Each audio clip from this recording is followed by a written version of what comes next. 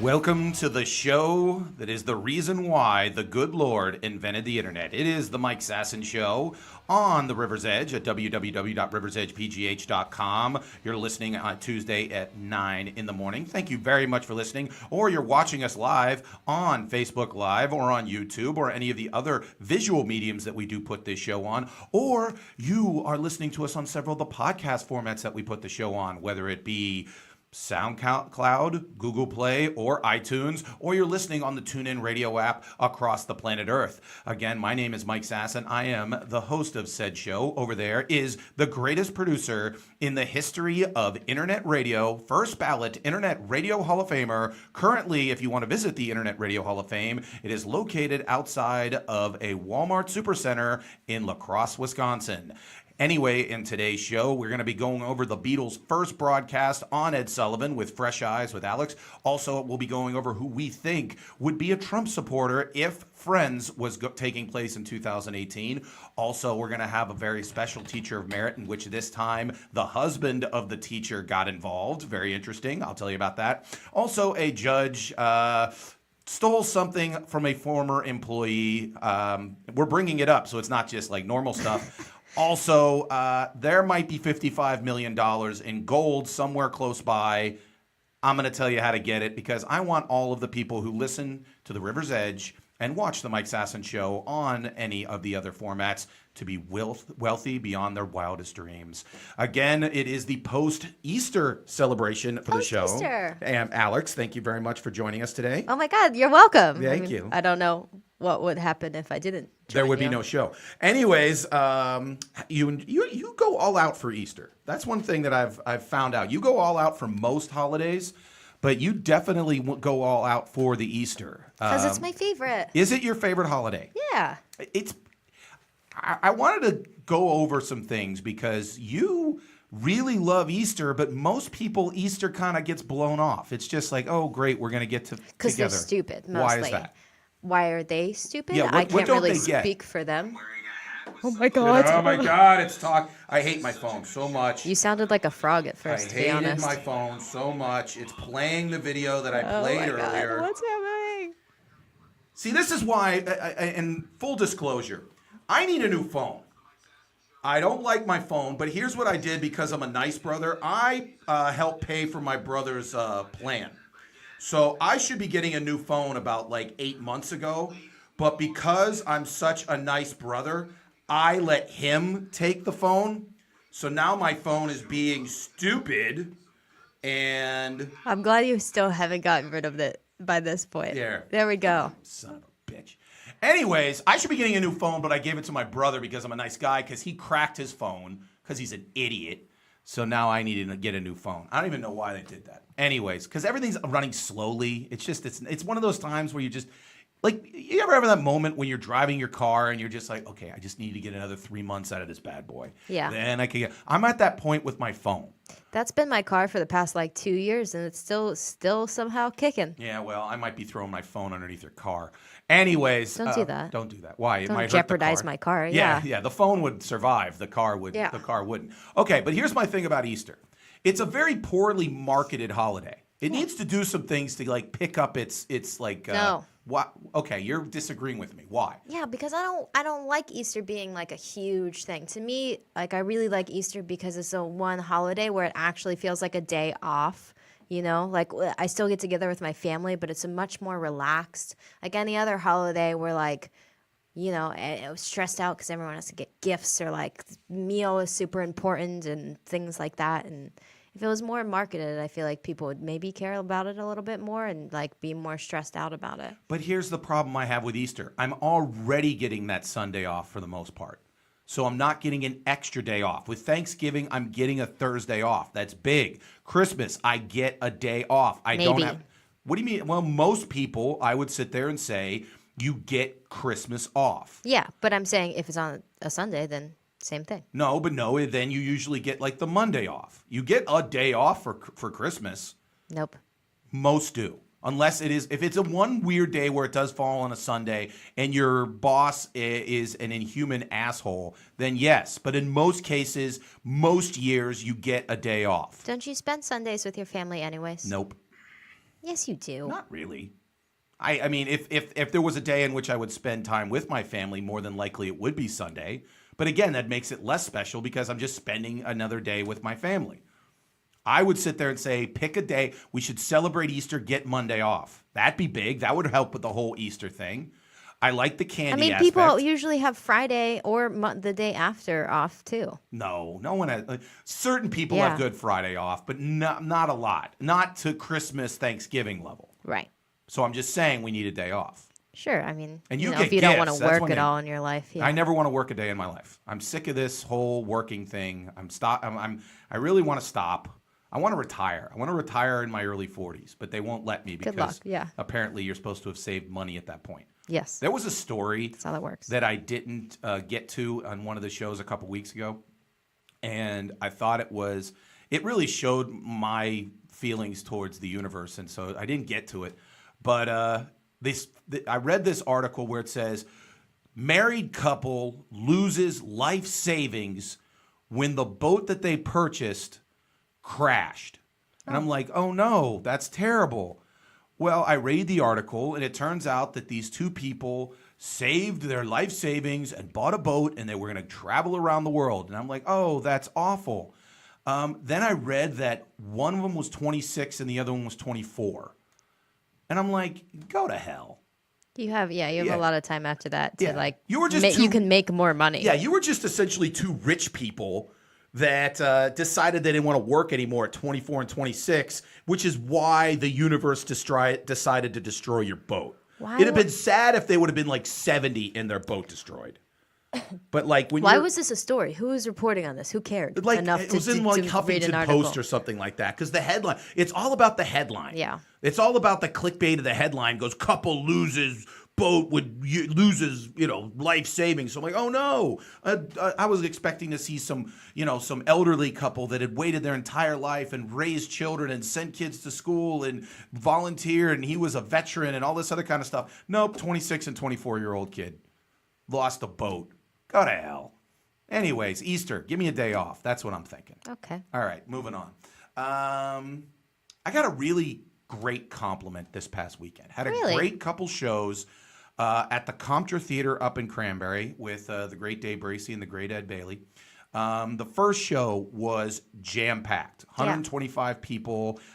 Theater is in the round. Was with the great Terry Jones, some other great comedians so I'm doing my act, and I have this new bit where I essentially say, and I think I gave you the premise. Like you said one time that you say essentially with this show, you have like a sneak preview of eventually what I will be saying in a couple weeks. Yes. Well, one of the things I said a couple weeks ago is I really, really will be disappointed if there's no hell. Right. And so I've turned that into, I don't like the fact that if there is no hell, there's no consequences. And so I get into it by saying if I were to visit hell or go to hell or whatever, I want to see, awful things happening to evil people. I want vengeance. I want there to be consequences for all human life. So that would be you as well. More than likely, yeah. If you were in hell watching this, you would be experiencing the same things. No, I think you could visit hell. I think you could visit. Just like a day trip. Yeah, I mean, but that's now you're getting into some sort of like real weird thing because I've always thought this like I had this idea for a movie. Okay. Where this beautiful woman who is a complete POS, just absolutely been evil her entire life, treated people badly, but everyone kind of she got skirted through life because she was just beautiful. Okay. She dies. Oh shucks. She ends up in heaven. And she figures, oh, I'm in heaven. I'm such a nice person. And God comes up to her and goes, no, you're in heaven because there was a guy in school that was an amazing person and really like saved people and became a doctor and all this other kind of stuff. his idea of heaven is being with you.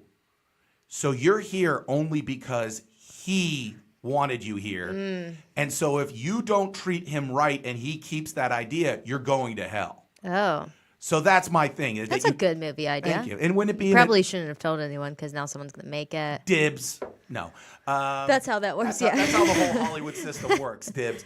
But my thing would be you can visit hell if, like, your heaven is like if you were in the Holocaust and awful things happened to you by Hitler, your part of your heaven is visiting hell, sitting in stage and watching Hitler getting anally raped by demons. Okay. And so I said this, and this gentleman who was, I mean, again, it's in the round, so there's no bad seats, and I pause, and I hear this guy, and it wasn't very loud, but it was loud to me. He sits there and he looks at his wife and goes, I like this fucking guy. Jeez. And he just wants to see Hitler raped in the butthole. yeah, and I really was like, that is one of the greatest compliments, because it was so real and so like just like you'd sit there in a bar and you're like, I like that fucking guy. Yeah. And I'm just like, yeah, that's a great compliment. So I was going through, anytime anybody's ever complimented me, and so I was thinking of what was the greatest compliment that I'd ever received. And so I wanted to ask you, in your years, you've received many compliments. What is one compliment that really stands out that really hit me like, wow, that was a very nice compliment?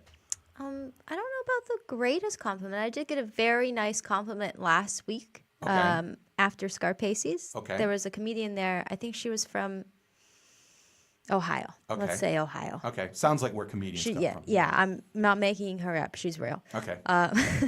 But I came out of Scarpace's and she was standing with a couple other comedians, and I went over to them and I was talking about how I'm trying to really make it on like the D-list Pittsburgh celebrity list. And she's like, well, you're definitely already there. Like, as soon as you walked out here, like, people knew your name and knew who you were, and like, we're excited to see you. And then, like, as I'm talking to you, like, I feel like you're a celebrity. I was like, oh my God, thank you. You really want to like open up Jiffy Lubes in like Forest Hills. That would be a dream of yours. Why a Jiffy Lube? I don't know. I'm just thinking of a thing. There's so many times like I've heard of like people who are in radio or people that are like on local TV. Yeah. And yeah, they get to do cool things. Like if you're a sportscaster, you get to go to the Super Bowl if the Steelers go, or you get to be in the locker room when the Penguins win the Stanley Cup, and that's kind of cool. But a lot of it is like you go to a get-go in Sarver where they're introducing a new sandwich and you're supposed to sign Polaroids. Yeah. I would totally do that. You would love to do that. As long as I can get free food out of it or free drinks. Okay. I'll endorse everyone's drinks. That would be your big thing. Like you would go to the nearest Sheets if they were saying, okay, you're going to sit here, we're going to play music, you're going to be Alex, from, let's just say you do it on the Mike Sasson Show, you have like your 8x10s, like your picture with your blue hair, whatever, those nice pictures they took, and you would sit there for 4 or 5 hours in a Sheets if they gave you like your choice of MTOs. Yes, absolutely. That would be a lifetime goal. Yeah. You would love, I don't know about a lifetime goal, but I'm totally ready for it. Yeah, that's what you want. That's your goal. That's why you're doing this show. There's no other reason to do it. Yeah. But so you would say that it's the fact that you feel as though like, hey, this person is a celebrity, and so you're almost there. So you're like, wow, I could be that. My goal is it within reach. Yes. Now, one compliment that came up in my life that when it happened, I felt good but also felt horrible. Okay. Was I was with my brother John, and he was playing high school football at the time. Okay. And he had a close friend whose dad was like maybe like 50 yards away.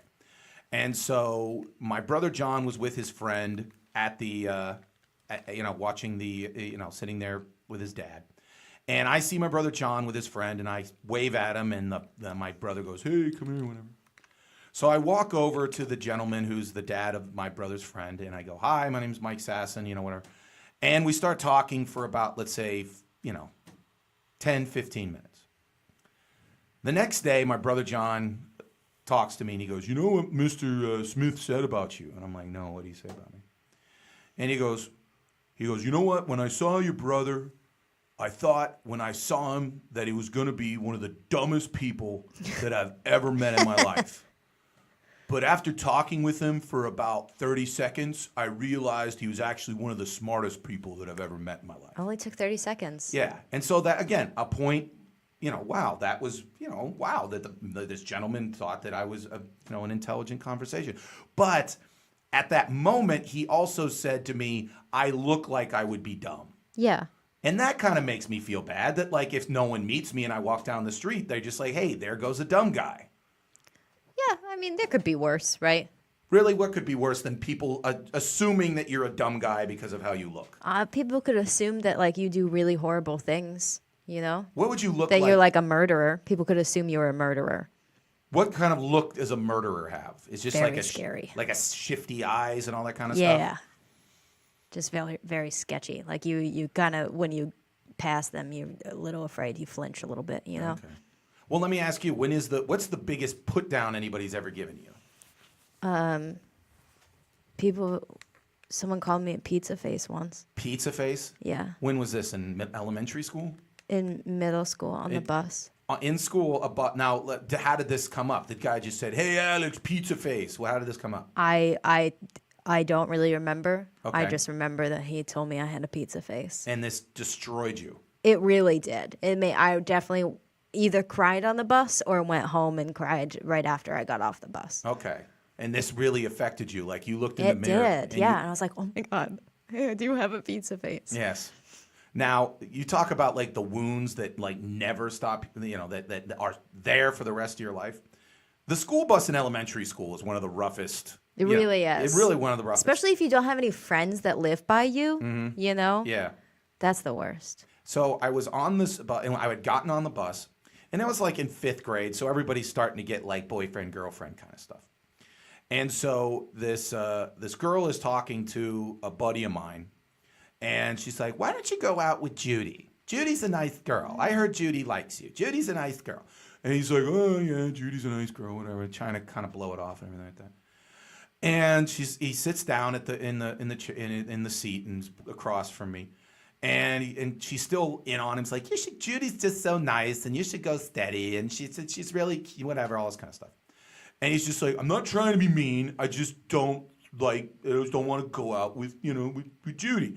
And she sits there and goes, why is that? Why wouldn't you want to go out with Judy? And he looks at me and he goes, okay, you go out with Sasson.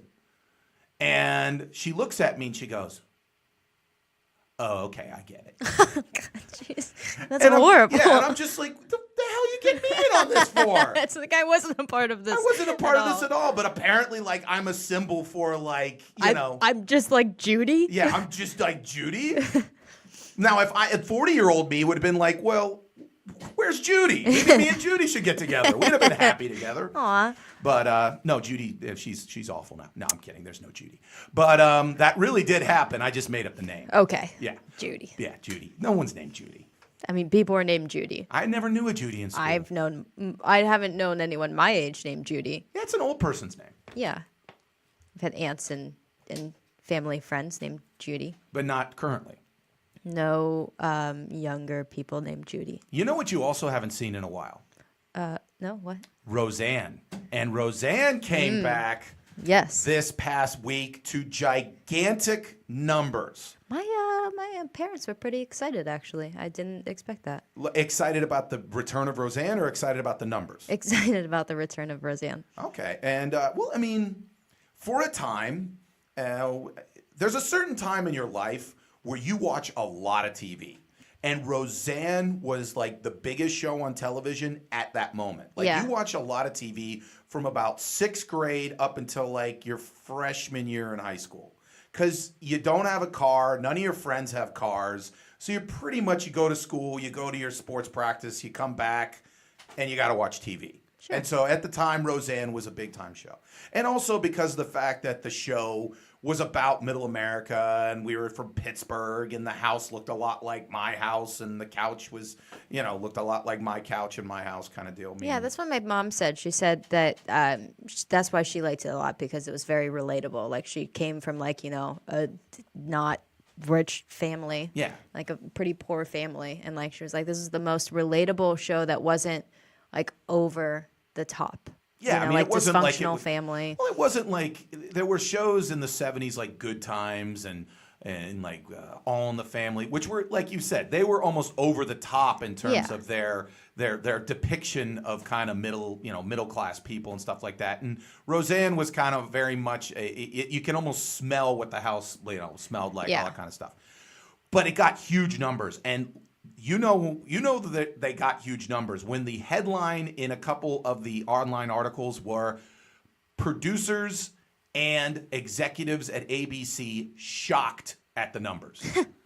They were expecting They just shit their pants. They were expecting to get a 5 share amongst like 19 to 49 year olds. Yeah. That they would have been ecstatic. They just said 5 share, we're awesome. To put it in perspective, Will and Grace came out and they got like a 2 or a 3. Okay. So they were expecting a little bit better because it was a more popular show, more middle America, all that kind of stuff. It turns out after the first night they premiered, they got a 7 share. So now they're suddenly like, holy crap, we're doing this. And then after another showing on Sunday, they're now up to an 8 share. Wow. So their best projection, like their pie in the sky projection was 5. They got an 8. So now everybody's going off on the fact of why did this show do so well? And one of the things that come up, especially because Donald Trump, President Trump, came out and said, "Look at they're successful because the character is a Trump supporter." And so now people are saying, okay, they're going to reboot all these shows. They're talking about they're going to reboot Malcolm in the Middle. They're going to try to reboot Married with Children. They're going to try to reboot The Last Man Standing. Or they already rebooted X-Files. And so one show that has come up, because most of the people who are on it aren't exactly lighting the world up on fire right now, is Friends. Yeah. And so there was this online debate of, okay, the executives are going to try to copy what they feel worked with Roseanne, and they're going to probably make one of, if not multiple of the Friends Trump supporters. I don't know. Okay, well, you watched Friends or have watched Friends? Yeah, and people, I feel like they talk about bringing the show back like every year. There's a different discussion, like there's a different someone comes out and it's not really real. We gotta admit, they're not exactly all crushing it at this point. So I mean, the only one that's actually probably doing still pretty well is Jennifer Aniston. Yeah, but she's not exactly in a movie every 6 months like she was 10 years ago. It's just because she doesn't age. Yeah. But I would sit there and say, okay, knowing that you have watched Friends, you have watched it on Netflix, correct? I've watched every season probably 6 times. Okay, then then this will be good. Normally, I'm a little sketchy, but this will be good. Let's go through every character. You tell me, 1 being no chance, 10 being absolutely going to wear a red hat saying "Make America Great Again." Which one of these people do you feel would be a Trump supporter? Okay, so you said 10 is definitely supportive. 10 is they're wearing the red hat. They're at rallies. They're loving it. Okay. Okay, first off, Monica. Monica, Trump supporter, 1 to 10. I would say 3. I think she's a business owner though. She's a chef. Yeah. So I'm thinking maybe a business owner. I'm thinking more like a 5 or a 6. Maybe a little bit closer towards there. But I also feel like she's very good at hating people. And I feel like... that's right down Trump's alley. So I think that this is why she's maybe more like a 6. Maybe. Okay. You're saying, what'd you say? 3. 3, I said 6. Phoebe. Definitely 0. Okay. Less than 0? Yeah. I think the only way that she would support Trump would be for some weird reason, like in the show they dated or something. Yeah. Like something weird. Or happened. something about being homeless. Yeah, something of that. So yeah, I'd say of the 6, that's the least chance. Absolutely. That Rachel, I actually think there's because she comes from an affluent background. Yeah. See, I feel like she would like him just because like her dad probably would, and she would just like kind of follow whatever her dad did. And if this is 2018, there's a good chance she's married. She's probably married to a rich guy. And there's a good chance they hate foreigners. So I'm saying, Rachel, I'm saying like an 8. Okay. And where are you at? I'm saying 9. You're saying absolutely there's a good chance she's at least donated to the campaign. Yeah. Okay. Chandler. Remember, he's an accountant. He's a business guy. Yeah, I was gonna say definitely more towards supporting him. Maybe like a 6 or 7. Yeah, he'd be the type of guy that would be really upset with all of like the building the wall type stuff, but he likes the lower taxes type stuff. Yeah, absolutely. Yeah. Ross. Ross, I feel like would be not so much of supporting, just because he's like I don't think that he would agree with most of his policies, and he would have some whole like research about why his policies like aren't good and stuff like that. I would say the second least possible of all of them. Yeah.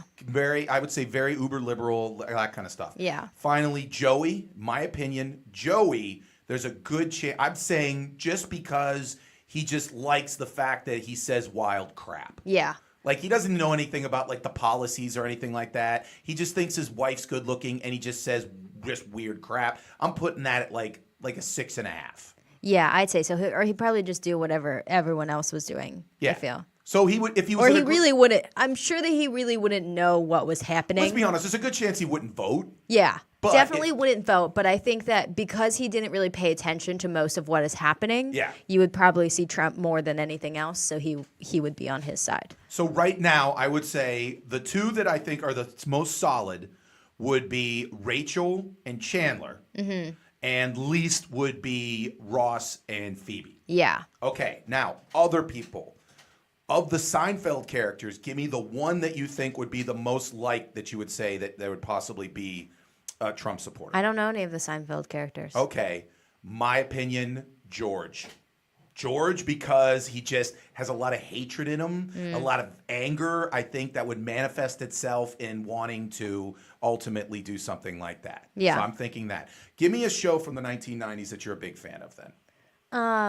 Well, you already picked Friends, and that's like the show that I love pretty much the most. I thought about that actually, and Joey would probably be more supportive of him now just because of the whole porn star stuff. You know? Yeah, he would definitely love that. Oh, by the way, Trump now has a secret nickname in Washington because of that whole Stormy Daniels. Well, if it's secret, how do you know it? Because it was on like Meet the Press or Face the Nation or whatever. Like they talked about the fact that like, amongst the Washington elite, he has his new nickname. All right, what is it? It's Spanky. Because of the spanking of his butt with I got that. So that's cute. So everyone just start calling him Spanky if you don't like him.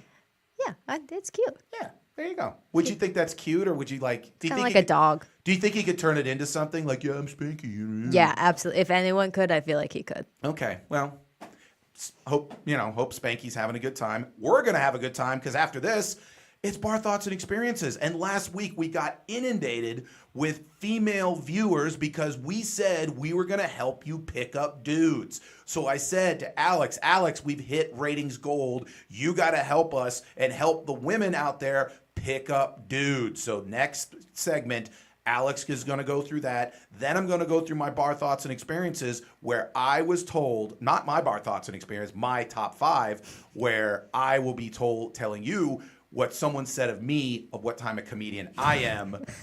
That didn't really make a lot of sense, but it will in about 5 minutes. It's the Mike Sasson Show. We will be right back.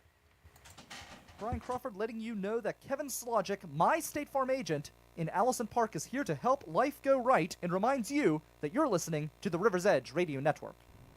Come on, go! It's green! Come on! Go!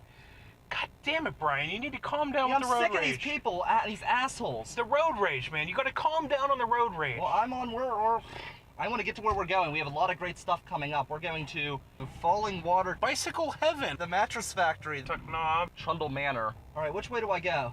Which way do I go? Come on, right, come on. Right. Too late now. Right, come on. Well, too late now. I gotta keep going. I'm not gonna sit here like some asshole. Oh, come on, man.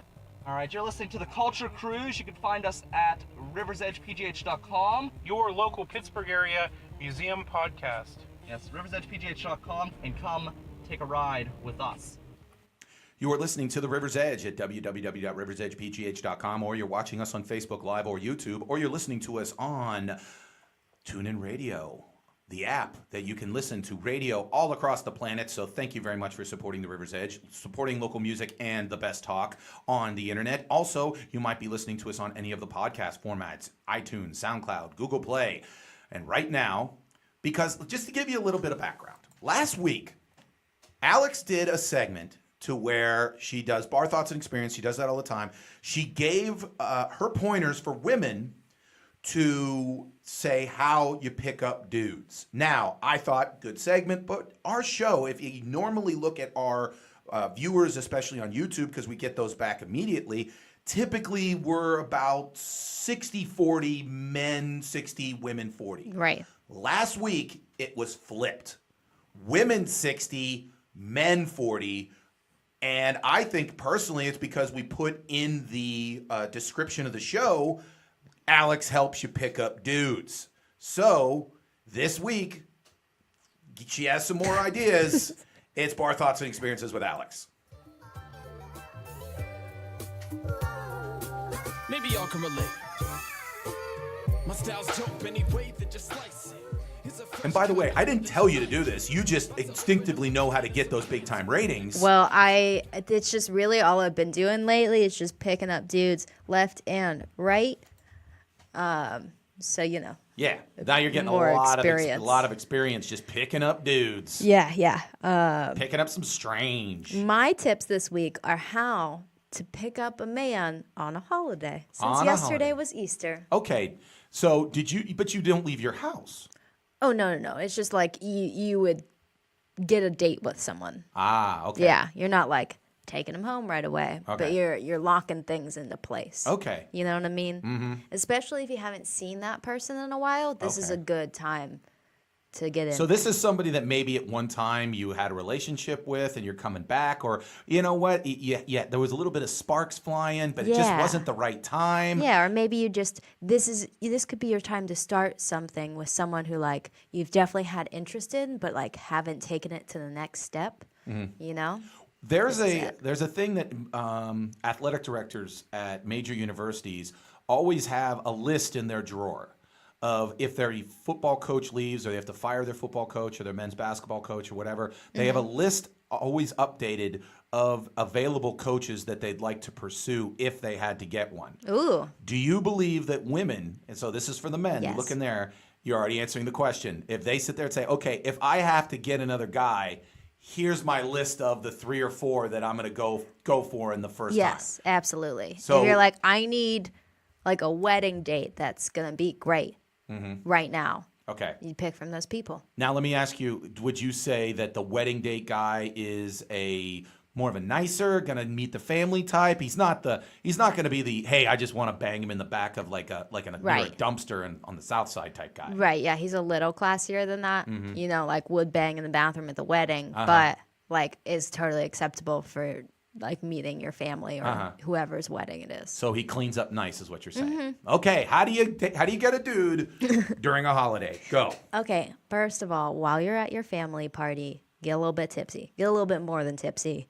Just that right amount to where you're feeling flirty, you know? Okay. Do you know that amount? No. Yeah, I go should from experience I that. go from 0 to telling every human being what's wrong with them pretty quickly. So it's important to do this while you're at like your family dinner on a holiday. I like how you just blew right past I that. know. So it's important to get just the right amount of tipsy. Okay, And now then- let me ask you, when What? you're saying the right amount of tipsy, Yeah.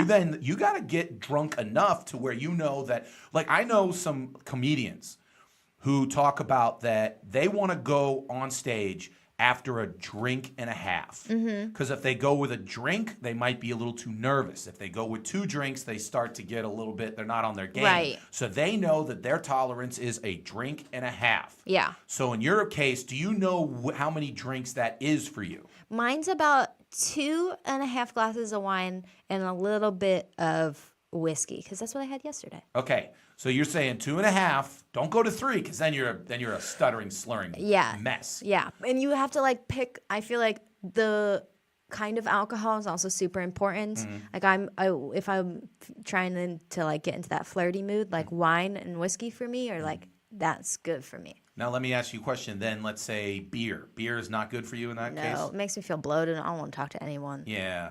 So you want something that's light, that's going to make you feel, beautiful and all that kind of stuff. Yeah. And make you And flirty. fancy. And fancy. Go Yeah. ahead. Okay, and then you have to post a picture, a fucking adorable holiday picture that you took earlier in the day, and you had a photo shoot and stuff when you were looking good and not drunk. Okay. So you post a picture on Instagram. All right.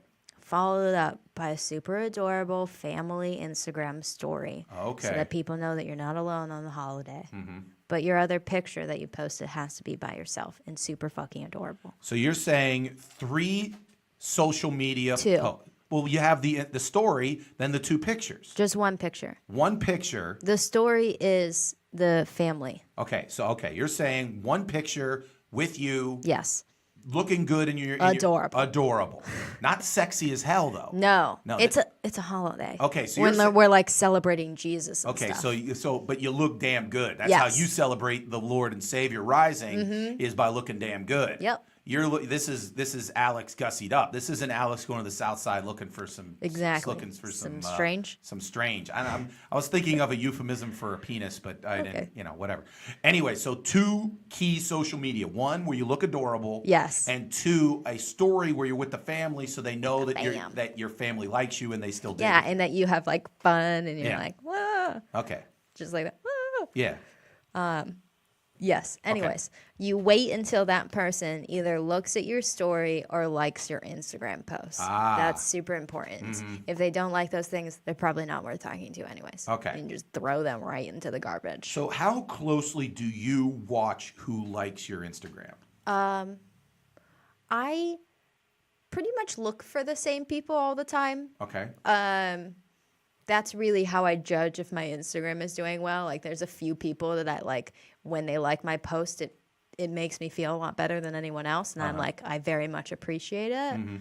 Then there's like scumbags like me that's like, okay, Mike's going to like the post. I know that you like everything that I do. So. Well, I mean, I'm trying to boost you up a little bit. But I mean, like, okay, so that's one thing that I've tried to be more judicious with is withdrawing the likes on the Instagram posts. So that they mean more when you do like it. Exactly. Yes. Not with you, because I'm just trying to make. I don't want my co-host to have like 4 likes. So I will never. I know you have like 1,000. You put like a picture of you, and you're and you get like I don't have 89. 1,000. But like, I mean, I'm trying to to help out. Helps the show.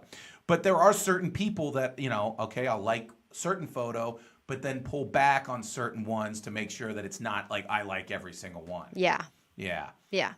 So you're saying, Mike, that's a critical. That could be a whole thing. That is a good idea. You gotta. That to me is a whole course on the science of the like. The science of because if you like something, then you're like, because if there's certain people that I know who like a lot of my stuff, who are fans of my show, and then there's certain ones that I can sense that they're liking my stuff to a point to where there might be a little bit interest of me as a human being and not just the internet super celebrity. You know what I'm saying? Yeah. See, I think I'm better at telling people how to do that than doing it myself because I don't pay attention to those things a lot.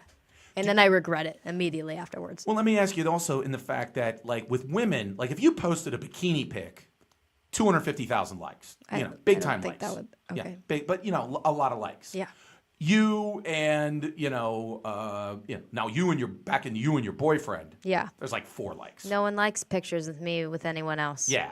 So you knew that, like, okay, but if like someone like likes the bikini pic, then you're like, that was the one like I was looking for. Yeah. So and you know who's the one that you were waiting for. Yeah, and especially with my stories and stuff, like I know that I'm waiting for like 2 people to watch it, and if they watch it, then I'm like, yes, successful day. If not, then I'm like, Then you're a pizza gotta face. be better. Yeah. Gotta be better next time. Gotta get you gotta be fun, but maybe then you bring in some there's got to be some people that are experts to say, okay, this is how you make that story for that significant other to where you're good looking enough, that you're fun, but you're Well, that's the shitty thing about Instagram stories is that it's not based off of what you're posting on your story, because you can't you can only see that someone posted a story. You're not really seeing what they are doing. So you have to watch it. I guess like the second or third story that you post might be a little bit different. Like people don't have to continue watching. Yeah. But that first one is like just up in the air. I hear you. It has to be good enough for them to continue. So again, step 1, get a little tipsy. Step 2, make sure you're doing the social media correctly. super fucking adorably. Super fucking adorably. Waiting for the key like. Yes. And then what's the next one? And then, so if they have liked it, message them around 9 o'clock at night. Okay. This is when most people are getting home from their families or just like at a point in like their family dinner where they're kind of winding down and they're ready to get away from that, you Okay. know? So around 9 o'clock at night. Okay. And say something just simple and cute like, hey, hope you had a great Easter. Okay. Or, hey, hope your Easter's going well. I thought of a great pickup line. Are you an Easter bunny? Because you can put all your eggs in my basket. Ah. Don't say that to people though, Yeah, I wouldn't say. unless you're like really Super trying to good get looking. in there. Well, like super good look. If you're super good looking, you can say whatever the hell you want. I guess so. Yeah. Or, you know, I always just like to say hey to people, you know, Hey. be a little mysterious. They know, they probably assume that you're a little bit drunk, Yeah. you know, ready to mingle, Uh-huh. ready to text mingle. I always have the problem with if someone says something and like I say text somebody and then they text back something that I don't feel put in the equal amount of effort that I did. Yeah. And so like I'm like, oh hey, I hope you had a great Easter and hope you're Yeah. having a great day. And then they go, thanks, hope you're having like happy Easter. Yeah. And I'm like, wait a minute, my sentence was way Is this how you longer. feel with me all the time? Well, I understand that you're just, drunk most of the time. I'm just excited if I get a response. Yeah, see? But most of the time, like yesterday, you actually texted me because you made it a work. Because I messaged you our Fresh Eyes segment, and then you were like, "Is this for Fresh Eyes?" And oh, by the way, Happy Easter. Yeah, gotta And include that. Gotta include that. And then I'm like, "Oh, yes, it is," and thank you very much. But then there were other people that sometimes I'm just, hey, Happy Easter. And it's not even romantic. It's just like I would sit there and message somebody and I put the name in. And because that's always another thing. I don't want anyone to think that I'm messaging you and I'm messaging everybody who's like one of my contacts just saying Happy Easter. Maybe you need to include something that they would be able to reply better, you know? Like, Happy Easter. How's your dog doing? How's your dog doing? Don't give them just like if you just say Happy Easter, what are they going to respond back? You know, unless they're like really into you. Make sure they have something to respond to. Yeah, But not if a you- yes or no answer. But let me ask you a question. If you do that and they still just go back Happy Easter, Boo. then basically throw your Throw your 'em in phone the river. garbage. Yeah, they're Yes. big time losers. Yes. Yeah. So so after you text them and you start the conversation, get it rolling, kind of catch up with that person, you know, what's been going on in your life? Yeah. I feel like I haven't seen you in When forever. do you I miss your face. When do you send the nude photos? You don't. I mean, you could on Easter, you know, but you'd have to be very creative with it. Okay. You know, include some Easter eggs. Okay.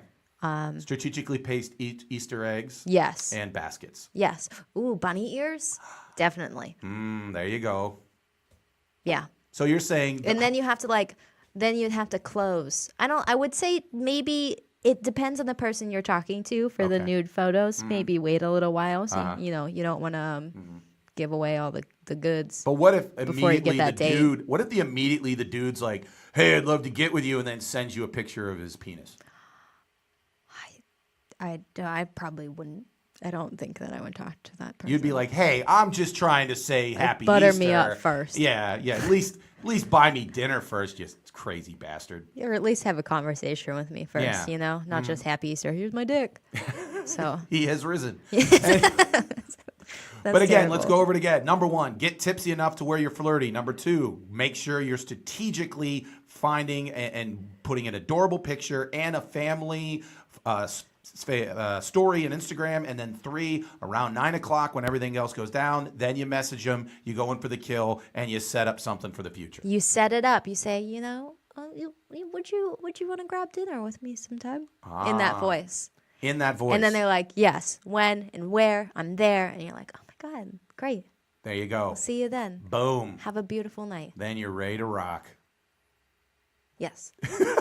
Thank you very much, Alex, for your bar thought and experience for this weekend so all the ladies can hook up next holiday, which, of course, will be Memorial Day. So that's Is that the next? Well, what about Mother's Day? That's a weird, That'd be weird. day to hook up. with Especially people, if you I are a guess. mom, like you got like 3 kids. You're like, I put my kids to bed. What I'm you ready doing to now? party. Think Arby's is still open? I mean, if I was a mom, I'd probably be getting a little bit tipsy on Mother's Day. I think you're right. Gotta celebrate. There you go. Celebrate the fact that you've reproduced. Yes. God bless everyone. God bless the mothers, and God bless bar thoughts and experiences. Thank you very much, Alex. Now, up to my segment, My 5 Takes. Play my song.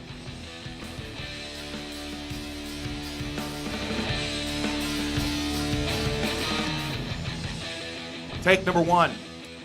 The great Terry Jones talked to me this past weekend, and he said he had a friend who was a experienced, like 30, 40-year-old comic. And he said that all comedians, when you boil down to it, there are 2 types of comedians. The sane man in a crazy world, or a crazy man in a sane world. Okay. Okay? And I sat there and went, oh, then I'm the sane man in the crazy world. And he sits there and goes, no. You're clearly the crazy man in the sane world. Yeah. You say really weird stuff and you defend it, and everyone looks at you and goes, wow, that guy's completely crazy. Yeah. Would you agree or disagree with that? I would absolutely agree with that. Okay. Because So- I feel like comedians are the voice of the crazy person in the insane world. Like, people think those thoughts, but no one's getting up there and saying that. You know? Yeah. They're the voice of them. I am and so Mike Sasson, crazy man in a sane world. Number 4, when you're getting old, when someone says you're creepy for saying you like someone that it's legal for you to like. Yeah? Like, you sit there and be like, wow, that Jennifer Lawrence, she's hot. And you're just like, she's 27. And I'm like, yeah, she's +9 legal. I mean, what the hell are you getting after me for? But that's when you're getting up in age, when like someone who is completely legal for you to state that you like. Yes. Like at your age, if you'd say, I really like that, 14-year-old kid on, Stranger Things, people are like, ew, that's creepy. Yeah. That's bad. That's creepy. But it's going to be, it'll happen someday. When you'll be at an age and be like, wow, did you see that new guy in that new band? I think he's hot. Like, he's like 15 years younger than you. It'll be fine because I'll be a MILF by that time, and they're allowed to say those things. There you go. Number 3, Steven Spielberg. I saw a documentary on HBO about him, and it seems that everybody gets mad at Steven Spielberg because he makes everything look too nice. How so? Because he just, like, for instance, people got mad at him when he was doing The Color Purple, that he made like the South and like in this whole world that was supposed to be this gritty world, it made it look too bright and clean and nice. Like, he sits there and he made World War II look too pretty and clean and nice. He makes everything too pretty, clean, and nice. And I'm sitting here going, you know what? Sometimes I want pretty, clean, and nice. Yeah, well, I mean, sometimes you want to go to a movie and forget about what things actually look like, and you want the ideal world, you know? But he's even I mean, the only one he didn't, and that's why he said everyone says that's why he had to do Schindler's List in black and white, because he would have made Auschwitz look too nice. Yeah. Be like, that place doesn't look good. It looks like a nice resort. Look at them, they're getting their exercise. But again, I saw that documentary, and I'm like, they're going, you know what? Everyone needs to chill out. It's not that big a deal if he makes everything look too nice. Yeah, how dare him. Yeah, absolutely. Number 2, again, another documentary I saw on HBO, because I just got HBO Now, so I was watching a bunch of stuff on HBO. Gary Shandling. It's called The Zen Diaries of Gary Shandling. Oh. And it's a 4-hour show. He was actually very much into Buddhism, especially Jesus. later in life. And Judd Apatow got permission from him before he passed to do a documentary from his journals. And he'd been writing since 1975 until literally cool. a couple weeks before he passed. And the thing that I loved about it as a comedian is it really went through the progress that he was going through as an artist. And one thing that I thought was interesting, this is something that he wrote in his journal that I said to a bunch of comedians, and they were all just like, meh, whatever. Let me find it real quick. But I really thought it was cool. And it's amazing how much he affected so many different comics, because he was very much somebody that would go out of his way to help comics and everything. And this is from his journal. He goes, "Work is the expression of life, of Zen. Do your comedy not for the sake of fame and fortune, but because it is what God does through you. You are merely a vehicle." Which, it brings me back to one time I was watching an article, a interview with Michael Jackson. And someone goes, "Well, how did you write Billie Jean? How did you write, Thriller?" And he goes, "I didn't write it." And he goes, "What do you mean you didn't write it?" And he goes, "All I am is a radio antenna. And when I'm quiet and my mind is at rest, it comes to me. I don't write it. It just hits me. And then all I'm supposed to do is put it down on paper. Right. So I just have to listen." And from a creative perspective, like people say, "Well, how do you write your stuff?" Again, it hits you. It is something, and I've gone like weeks and nothing's hit me, and it kind of goes, "Oh, geez, I hope it happens again." And then boom, 3 or 4 ideas kind of hit you while you're driving or whatever. And it is when your mind is at peace and you're not in the noise isn't kind of getting in your head that you do kind of write down your best stuff and everything. So I just thought that was if you're a real big fan of the process of comedy and the journey of an artist who really, like, I wanted to make you one of these days, and when you get time, because I know you're very busy, one of the fresh eyes I'd like you to watch is the Larry Sanders Show. Okay. And because it is it's the show that started The Office and Parks and Rec and all that kind of stuff. And his point when doing it was he wanted to do a show in which he clears out all of there was no laugh track, there was no multiple it was just one camera, almost observing this life and trying to find the truth in these characters. And so, again, if you're really a big fan of comedy, I think that's a great show. And number one, the Pirates, as of right now, are 4-0. Yeah. And everyone's excited, and they're sitting there going, "Oh my gosh, could this team not be a complete piece of crap?" Here's my take. No. Just if the Pirates are at least decent this year, that doesn't prove that the Nuttings and or Neil Huntington or anybody in the Pirate organization knew what they were doing. It actually shows that maybe if they would have put a little bit of money into it, they could actually do something because they actually have a core that could do something, but they refuse to actually spend money, which is one of the reasons why only 30,000 people showed up to the home opener, meaning there were 8,000 empty seats, because people were like, "Yeah, this team might not be terrible, but if you actually tried, this team actually might be a championship level team." So just because you're not terrible doesn't mean you are right. That is my 5 takes. And we're going to take a break. When we come back, we're going to do Fresh Eyes, where we watched the Beatles' first appearance on Ed Sullivan from 1964. I found it on the internet. Send it over to Alex. Alex is going to give her take. I'm going to give my take because it's actually not from my generation anyway. So I'm going to give my take as well because I wanted to do something positive, and I didn't think there was anything more positive than the Beatles in 1964. True. Here we go. And in also something negative, Teacher of Merit, and then news and notes, and then comment your ass off, and then we're going to let you go. It's the Mike Sasson Show on the River's Edge at www.riversedgepgh.com. We'll be right back. The Double L Bar, Grant Avenue, Millville, Pennsylvania, reminding you that you're listening to the River's Edge Radio Network. You're listening to the River's Edge at www.riversedgepgh.com, where you get the best local music and the best talk.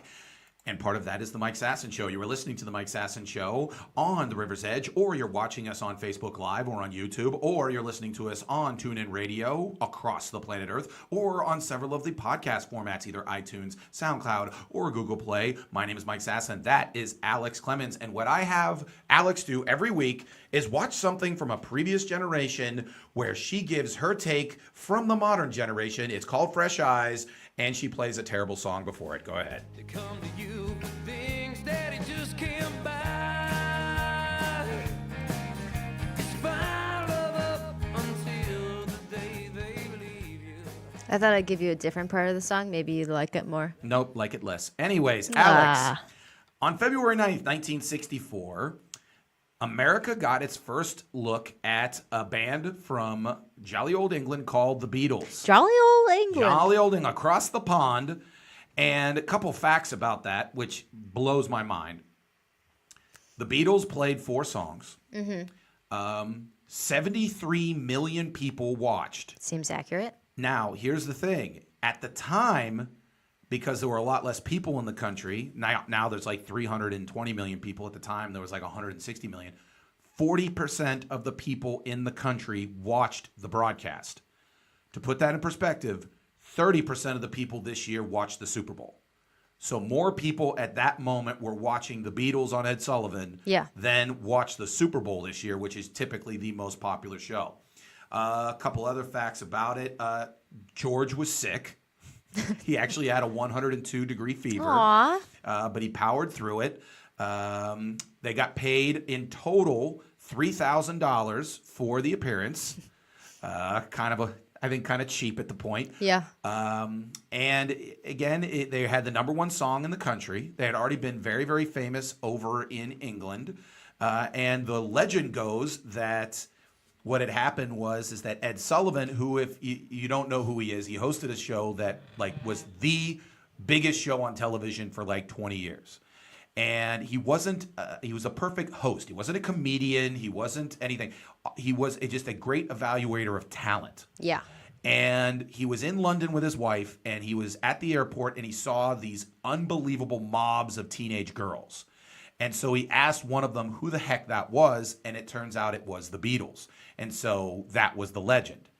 Matter of fact, it's only about half the story. It turns out they had been negotiating with him for a while because they kind of knew that this was happening, but the legend's kind of nice. Yeah, anyway. that's nice. We don't need to know that other part. Couple other things about it is when you see the pictures of the mobs of teenage girls following them everywhere, it actually was kind of pre-planned. Because what happened was the record company had given the local DJs an itinerary of where they were going to be at every moment. Yeah. And so they were told, tell everybody where they're going to be. And they encouraged girls in the New York City area, hey, the Beatles are going to be at their hotel at blah, blah, blah, blah, 79th Street. You should go see them. Aren't they going to be great? You'll catch something. And that's why there were 10,000 people outside. What better way to make people like you, Yeah. Oh my God, there's just girls following them around all the time. They must be doing something right. Well, that's almost the greatest example of that in business was Subway restaurants. They started up in Connecticut, and this guy opened a Subway shop. Wasn't doing terribly well. He got this great idea. I'm going to open 3 more. And everyone's like, wait a minute, one isn't doing well. What the heck are you going to open 3 more? Well, all of a sudden, after 4 months, he had 4.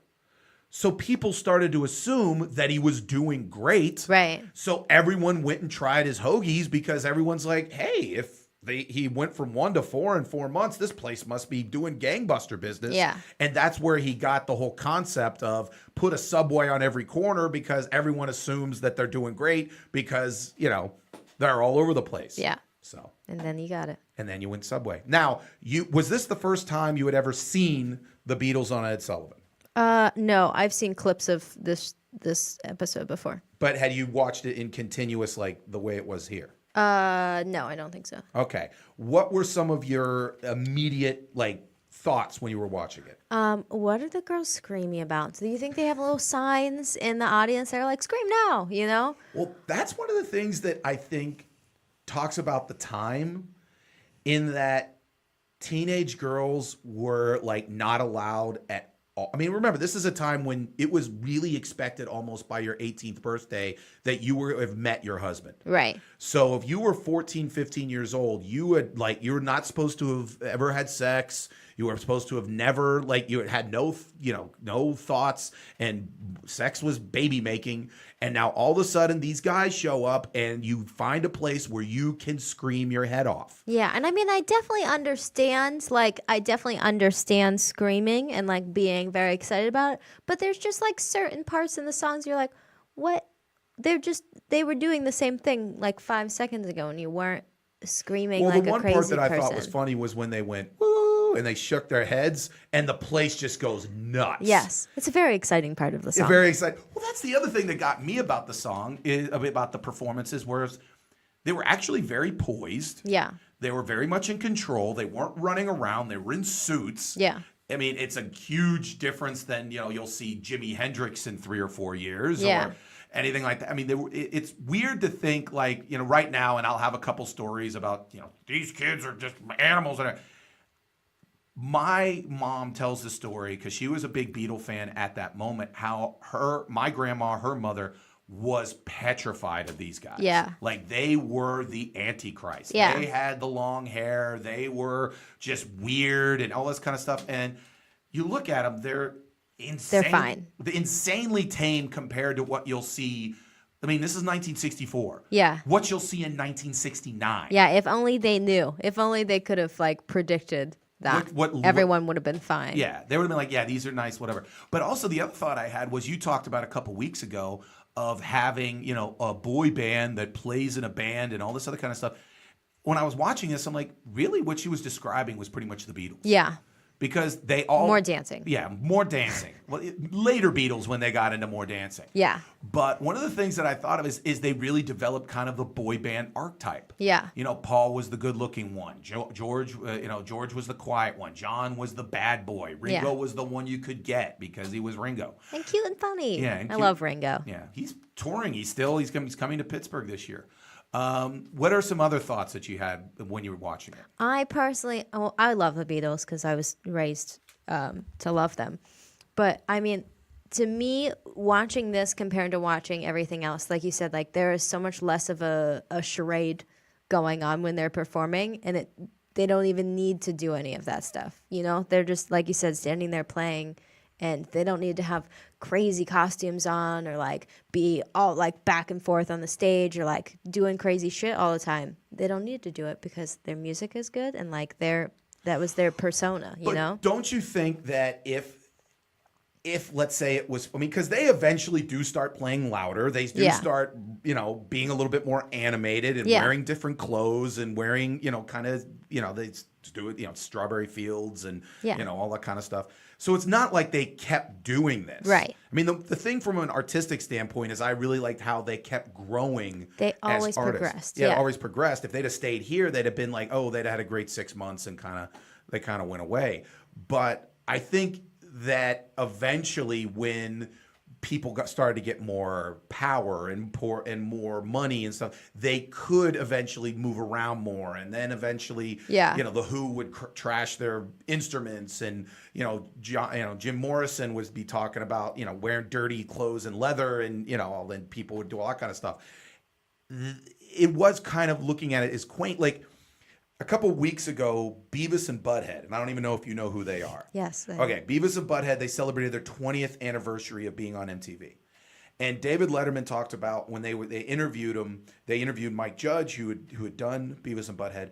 And his first question when he interviewed him, when they brought him back, let's say about 5 years ago, is he said, watching Beavis and Butthead now compared to what is out there now, they seem like they're a children's program. Yeah. It's so different, but at the time, people were like, "This is an outrage." Like right. They really did get in trouble because one of the things that one of the characters would say is "fire," and then some kid lit his house on fire. Yeah. So they weren't allowed to say "fire" on and now Rick and Morty like go into different dimensions and It's a lot of rape and things. raping and jumping, getting people's heads off and stuff like that. But overall, what would you say? Did you like, now you'd say you like the Beatles. Which Beatles do you like? Do you like these guys or the 1969 letter B Beatles? No, see, I like everything. That's my favorite thing about the Beatles is that it progresses so much and there is something for everyone. Like I love all of their stuff. There's not really anything that they ever came out with that I was like, nah. I agree they've never done a bad song, but like for instance, my mother loves 1964 I Want to Hold Your Hand Beatles, hates 1969 Let It Be Beatles. Yeah. Because in her minds, that's when they were weird and did drugs and they kind of all that kind of stuff. And so there is kind of a divide of which Beatles. Like most people, like for instance with Elvis, everyone loves 1957 skinny, right out of, Memphis, Tennessee Elvis. Yeah. Very few people like fat in the sequin jumpsuit Elvis. Yeah. See, I feel like the Beatles kind of encompass all of my personality because I do feel like I have multiple different sides to me and they kind of encompass all of that. My favorite Beatles song is probably "In My Life." Mm-hmm. It's nice and reflective, and I would say mine, the one that really kind of would be "Let It Be." I really like "Let It Be." It's like, again, me and my brother always laugh that we love the Beatles that my mom hates, and so we always make fun of her about that. I used to dance to that song when I was a senior. What? "Let It Be." Okay. But- Like interpretive dance type deal?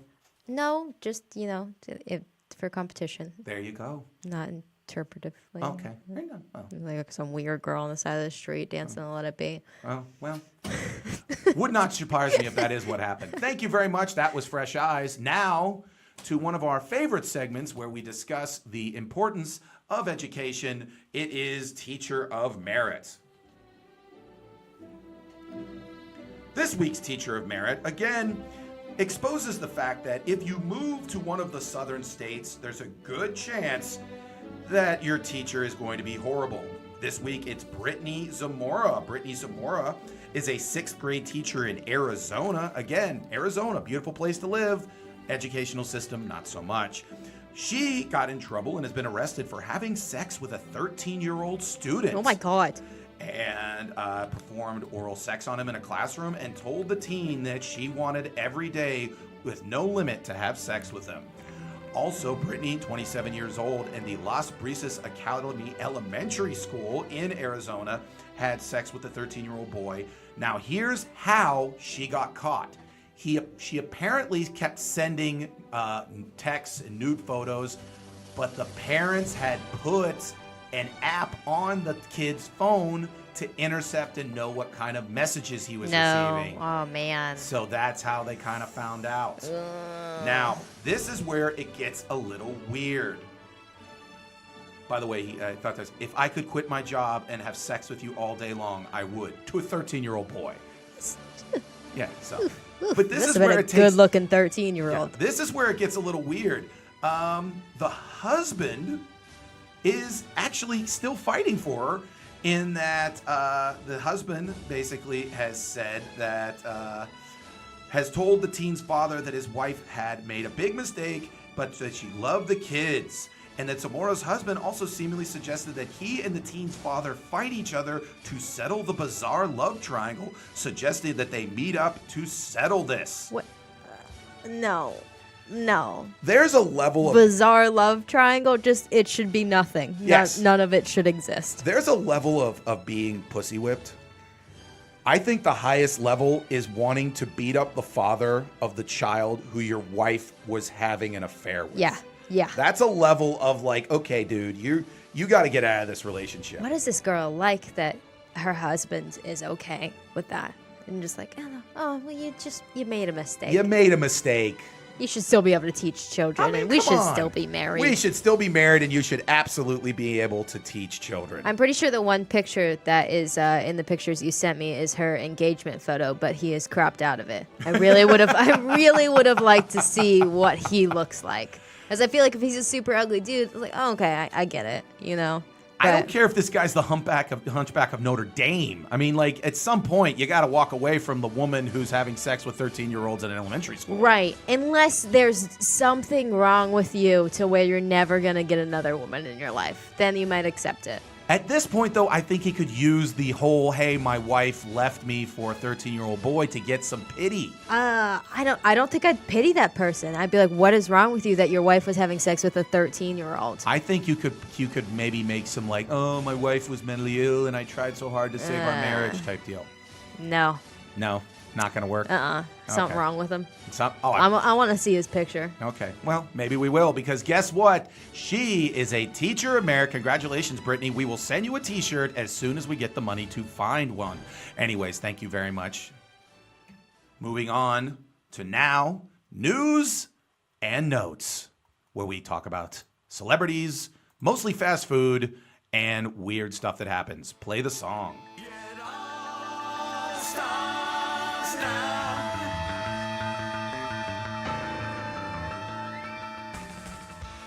In a recent survey, which I think is very, like a good, sometimes there's like recent surveys where I'm like, I don't really care what you think about this. But this was a good one. This was a recent survey of the top 10 most sung songs while people are alone in the car. Oh, while they're alone. While they're alone in the car. I thought, but looking at it, I would have thought these are really good, like group songs. Well, I just songs. sing in the car. I would Okay. sing it. Most of the time, you're alone in the car. I would have say Yeah, I sometimes. mean, if you have no friends, then yeah. Well, I don't have any. Anyway, so number one, I was a little shocked. Bohemian Rhapsody. How are you shocked? But see, this is why I thought it was group sing along songs. Is like everyone knows at least a little bit of that song, and you can all sing it together, or you can just be a crazy person. If you crazy dance, people are like, oh, it's okay. She doesn't know the words, but she's dancing. Okay. Okay, but here's Bohemian Rhapsody kind of has. I could understand the beginning. Mama just killed a man. Okay, but then the part after, like when it kicks in, no one knows those lyrics. The Scaramouche lyrics. Yeah, well, the Scaramouche lyrics, but then after that, I used to also dance to this song in high school. So Really? yeah.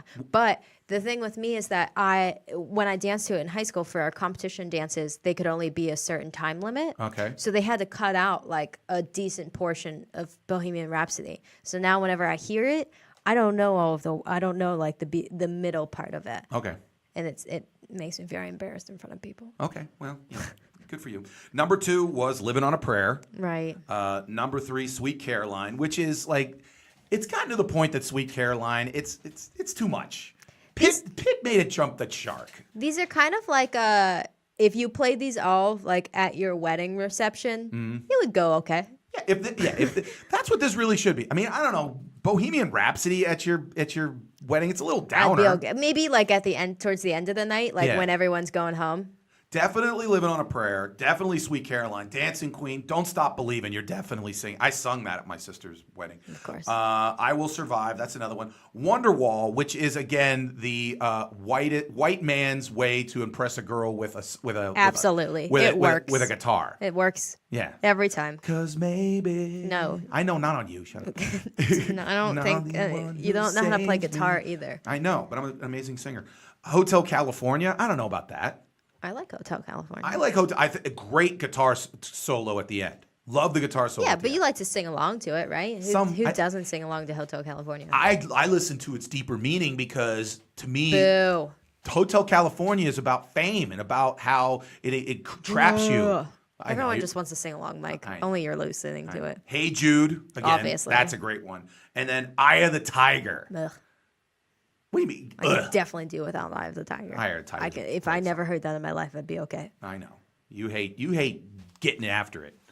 What? One week I'm gonna make Getting you after it? Getting after it. That's a getting after it song. I'm not quite sure what that means. It means you like have life and you sit there. Eye of the Tiger is about, you know what? Even if you achieve something that someone's coming after, you better keep the eye of the tiger. So you get like this when we eventually become the greatest internet radio show in the world, I'm going to be saying to you, Alex, we got to keep the eye of the tiger. Eventually become. Well, like What? ratings wise, like right now we're like third in the world. Okay. There's like an internet radio show in Sweden that has like amazing ratings. Okay. They all they talk about is Shucks, building. they're beating us out. Yeah, they all they do is they talk about building IKEA furniture. I haven't figured out a way to beat them. Anyways, but when we beat those guys, eventually I'm gonna be like, Alex, we can't rest on our laurels. We got to keep the eye of the tiger. We should have strippers build IKEA furniture. Boom. Boom. Genius. Anyways, moving on. As someone that has always battled his weight, this was, I thought, a bad thing, but also a big dream of mine. Kevin Daly is a guy who had a heart attack. So he decided that he wanted to lose some weight. So he started eating right, jogging, all this kind of stuff, and he couldn't get rid of his beer gut, which is a constant thing that dudes have to deal with, Yeah. whatever. Eventually, he was like, you know what? I'm really sticking to the diet, and this beer gut is not going away. Yeah. So he goes to his doctor, and he says, I'd like to do a CAT scan. And the doctor is like, dude, you're just fat. Just do some sit-ups. You're fat. It's not anything. You're an idiot. And he goes, no, doctor scumbag. I need a CAT scan. There's something up. So he goes, fine, even though your insurance is being a jerk about it, we'll get a CAT scan on your gut. It's Yeah. just going to show a bunch of freaking, McDoubles in there because you're a chubby bitch. Turns out it's a 30-pound tumor. That's that's pretty large. Yes. So a 30-pound tumor was removed from his stomach, and as you see in the picture, he lost all that weight. Yeah. So again, as a chubby guy, one of the things that I've always had that like thing about like, okay, would you go through like one like night of having a really terrible fever if it meant that you lost like 50 pounds? And Just one night with a fever and you lose 50 but like pounds. an incredibly bad That's one. the worst fever I've ever heard of. Exactly. Like you're going through hell for one night, but you wake up drenched in sweat and you're 30 pounds less. I do it. It's the same thing with this guy. This is almost like a happy story. And then a guy sits there and goes, oh, I'm trying to lose my gut. Guess what? I go into the hospital. Boom. They remove my gut. Now all of a sudden I got abs and I'm getting hot chicks. So why don't you just like get addicted to some drug that will make you lose weight, and then you like suffer through the shitty part of coming out of that? Well, because here's the only problem with is I don't want to lose my teeth and the twinkle in my eye. But like, why? What do you mean? I mean, why? if you are willing to sacrifice things for I'm weight talking loss, one night, just like this guy. This guy went through surgery. All of a sudden, he lost the I'm weight. sure it was like just one night. He's like, "Oh, good, I'm good, I'm good." Yeah, exactly. This tumor did nothing to me. Yeah, totally exactly. fine. Yeah, so that's what I'm saying. One night, boom, gets rid of the tumor. Had now to he's have. lost weight. I feel like it had to have disrupted his organs in some way. No, actually, it was an amazing thing. It wrapped around it, but it didn't do anything very Really? badly. Yeah. Huh. So that's what I'm saying. For fat guys, let's start looking for CAT scans. Okay, moving on.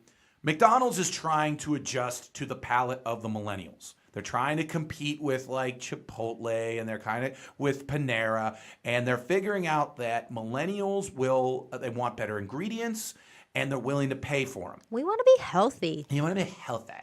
Anyways, so McDonald's is coming out. They're testing a burger in Australia from Wagyu beef, Yum. which is like highly marbleized, high-end burger. Like if you get like a Wagyu or Wagyu or whatever, I'm pronouncing it wrong. Shut up. Beef from Japan, like it's the most expensive, but it's supposed to be like you don't even have to put butter on it. It's so fat and everything. That's unbelievable. So they made a burger out of it, $10 for a burger. Now here's my thing. That's not bad. Yeah, $10 for a good burger. Absolutely.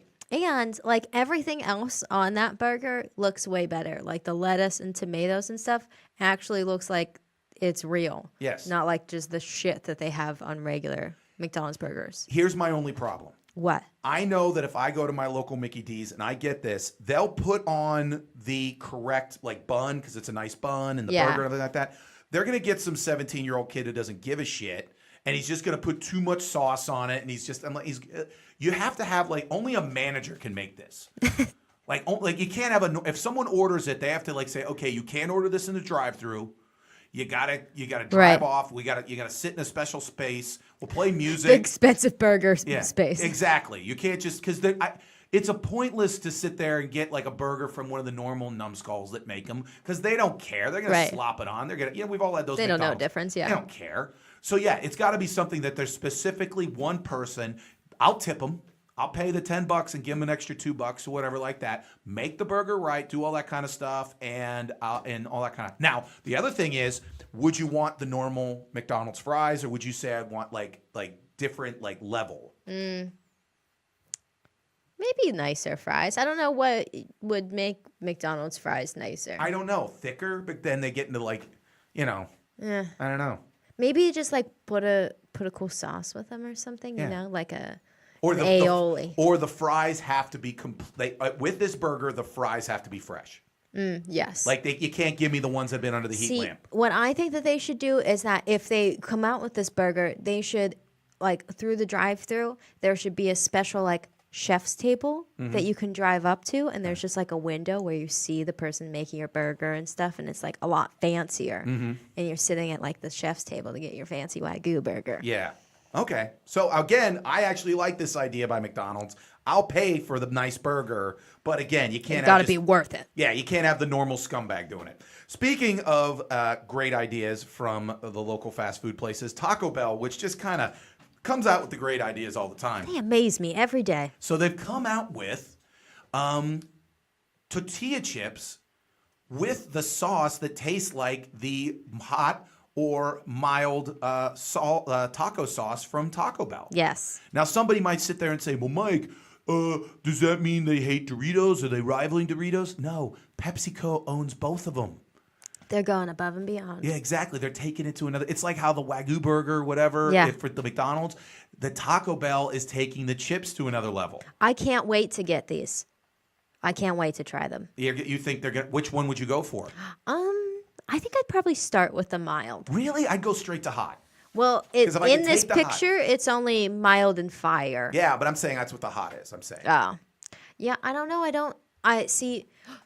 This is what I would do. Okay. I would get both, Uh-huh. mix them some- together. I knew that's what you're gonna do. Because that's what I do on my tacos. I always have one. I usually do like a fire sauce and a hot sauce, or like, I mix them all together because I don't want just all fire sauce on there. Okay. That's too much. That's too much. Yeah, but then you're not tasting the actual taco. You're just tasting, hot. I don't want that. So you mix Yes. to make your own little kind of. Yeah. So you do the same thing with the chips. Yeah, I'm gonna have like a whole party, a whole Taco Bell chip party. Would you? Okay. Now, so would you just get a big giant bowl, put them all in, and then Mix them all up. Now, would you eat them like Doritos by Oh, my themselves, God. or would you put like salsa or cheese or anything like I'm that? thinking, yeah, I feel like they would make really delicious nachos. That's what I'm saying. Yeah, Okay, all right. Let's the best nachos that ever existed. Exactly. So, okay, now describe what would you put on these? Would you use the beef from the Taco Bell? Definitely beef. Okay. Yeah. Cheese, like sour cream. I've never seen you react to anything Some I've ever said jalapenos. like this. You have your I'm head. very excited you about have your trying head- these nachos. Did you know about it before I sent you this picture? I did. Yeah, I saw it last week, and I was like, oh man, Okay. oh man, Aw, man. yeah, Okay, so we're saying nachos with this. hell yeah. Now, let me ask you a question. When you get the tacos, how much often do you get the Doritos taco shell? I don't. Really? Yeah. You, Never seems worth it.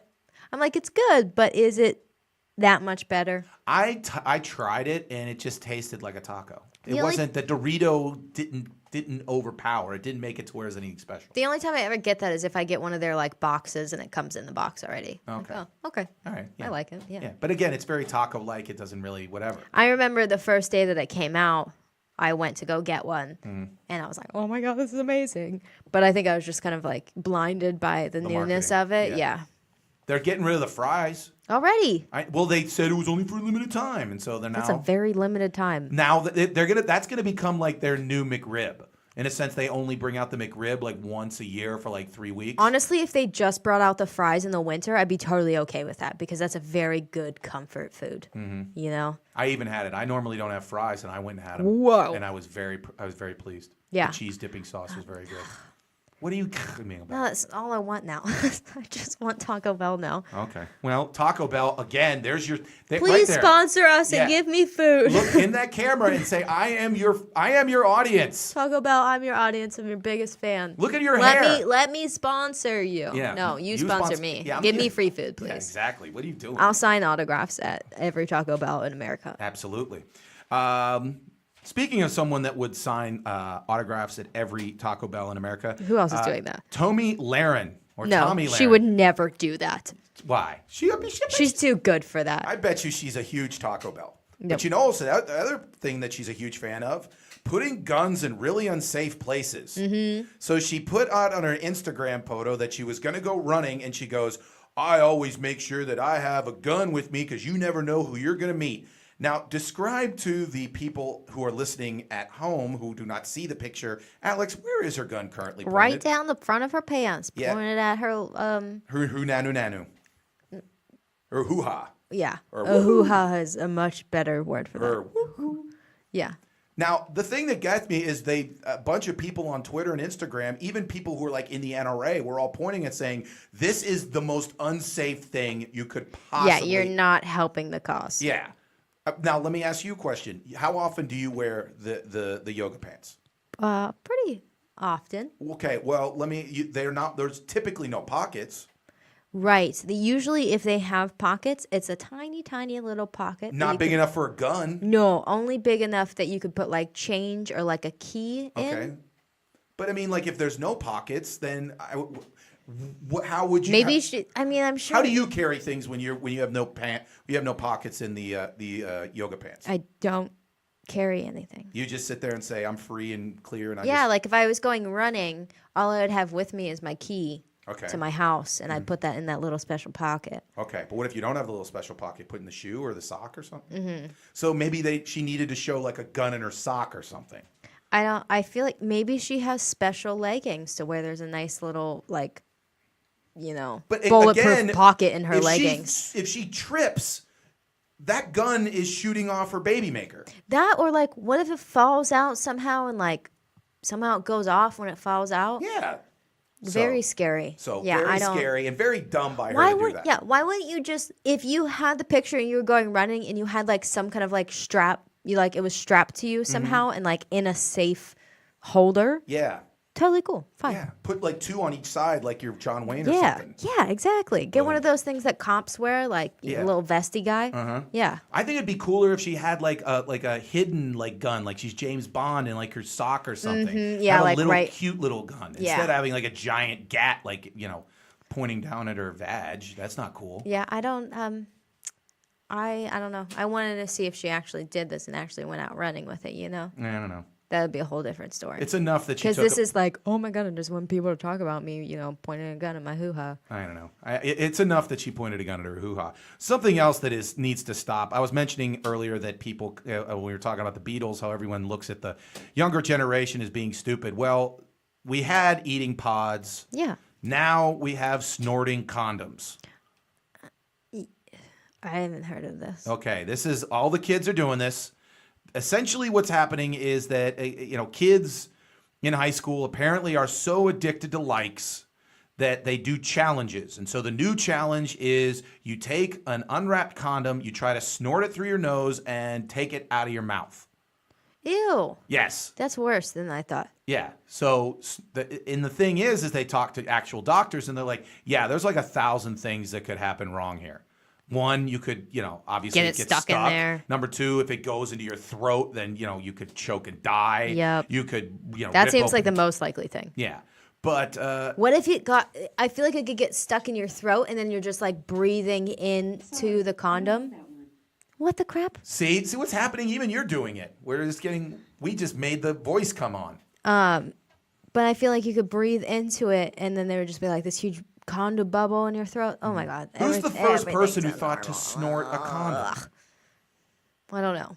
Like, See, this is like when I feel like when I was growing up, like Jackass was a big thing, But you let that to those people. You're like, they can do those stupid things.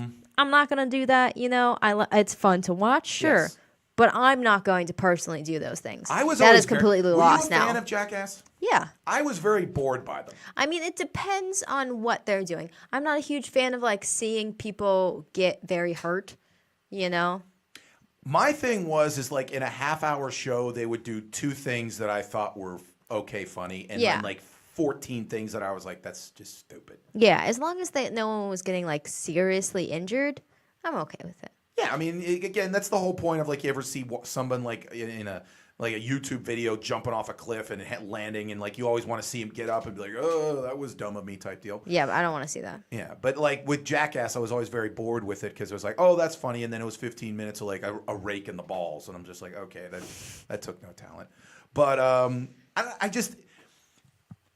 I don't. I mean, obviously, it's coming out of social media, and that's how like, hey, last night I snorted a condom and like 1,500 people liked me. Aren't I the coolest person in the history of the world? If only we could just somehow get teenagers on a different kick, to where all of their challenges are like positive, but it still gets them a bunch of likes, still gets them attention. It's just maybe doing something good for the world instead of snorting condoms. Plus, you're wasting a condom. Yes. That's the biggest thing. Could you imagine, like, okay, you're with somebody, you snorted your last condom, and then all of a sudden someone says, hey, let's do it, and you're like, oh, I snorted my last condom. Then you're having stupid children because the mother or father snorted condoms. Maybe this will bring babies back to the generation because did you hear that Toys R Us is blaming the millennials for them going bankrupt? No, not the fact that they borrowed $400 million. Yeah, like it's called personal accountability. Yeah, it's and they called don't that have you it. had a dumb business model and you borrowed against the company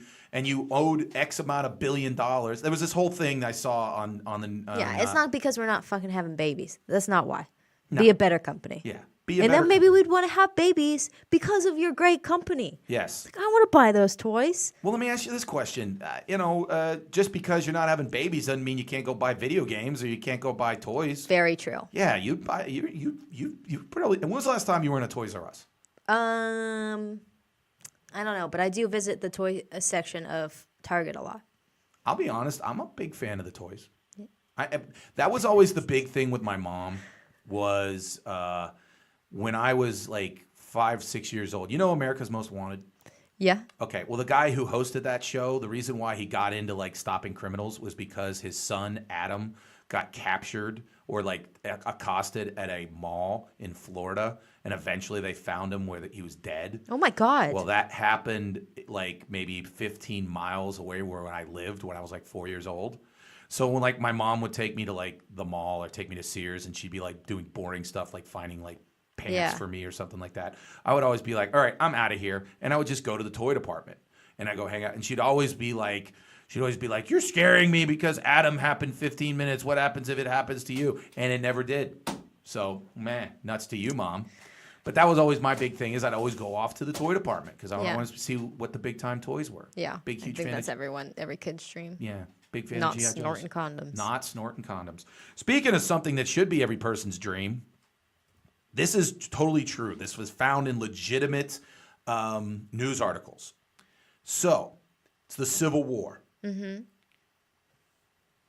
Abraham Lincoln needs gold to pay Union soldiers. Okay. So he gets a bunch of gold from out west, brings it out east. They leave Wheeling, West Virginia. Eventually, the Battle of Gettysburg happens, and they're scared that, the South is in Pennsylvania. So they kind of freak out, and the legend has it that they buried the gold somewhere. So I'm sitting there going, okay, this is stupid, whatever, this isn't real. But then I find the article in the Washington Post. Oh, then it's real. And then I find that the fact of, and this is where it really hit me, guess where they feel that they actually buried the gold? Outside of Pittsburgh. Of course. So somewhere in the hills of western Pennsylvania is $55 million of Union gold. What if it was just in your backyard and you didn't know? Do you own a metal detector? I don't. You should. They might have buried gold in Shaler. I don't know. Well, here's the other thing they found. They found a bunch of like people who like do all this kind of stuff, and they feel that they did find it. But they found it at a state park, like up near St. Mary's. Okay. And so what happened was the government kind of like poo-pooed him and said, well, if you find anything, we're not going to let you keep That's it. no fair. So now apparently they're searching together up there. But isn't it wild that there might be all these years $55 million in gold like in and around Pittsburgh and no one bothered to go find it? I can believe it. What would you do if all of a sudden in Baldwin you trip over and you find $55 million? I just trip over it. Yeah, you're just no like, one's noticed it before, but I just trip over it. well, like, you ever seen the Beverly Hillbillies where they're just shooting a shotgun and all of a sudden, like, like oil comes spurting out of the ground? Yeah. Like, that's stupid. That's not how it would happen. Okay, eventually at some point someone would have happened. But in Baldwin Borough, you're all of a sudden Alex is out in the back jogging with her gun in her pocket, like, Tommy Lerner. And then you trip and all of a sudden you're like, hey, what's this shiny thing? And it's $55 million in gold. Yeah, I wouldn't tell anyone. But eventually, would you just like run away and be like, hey, I know where gold is kind of deal? Oh, no, just keep it, But here's the thing. Do you know how you would get rid of it?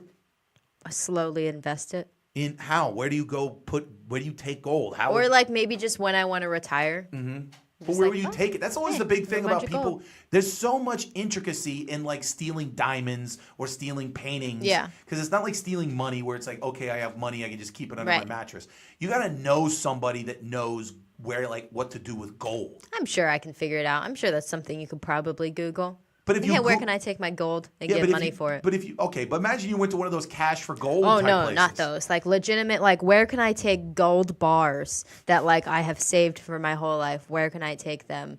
But if you Google that, don't you think the government's going to find that out and be like, hey, wait a minute, this is someone who might have a lot of gold because you just Googled, where do I take gold bars that possibly were from the Civil War? That's the problem. Slowly. You got to Yeah. just chip it off. Or you go to like you go to that Pawn Stars, Mm-hmm. You go there and you're like, hey, I have this gold coin. Do you think it's worth anything? Like, no. Like, okay, well, what if I have like 5 train like things of them? Yeah. And they're like, well, Well, all you have to do is find out what that one is worth first, and then multiply do some it. math. They claim it's $55 million.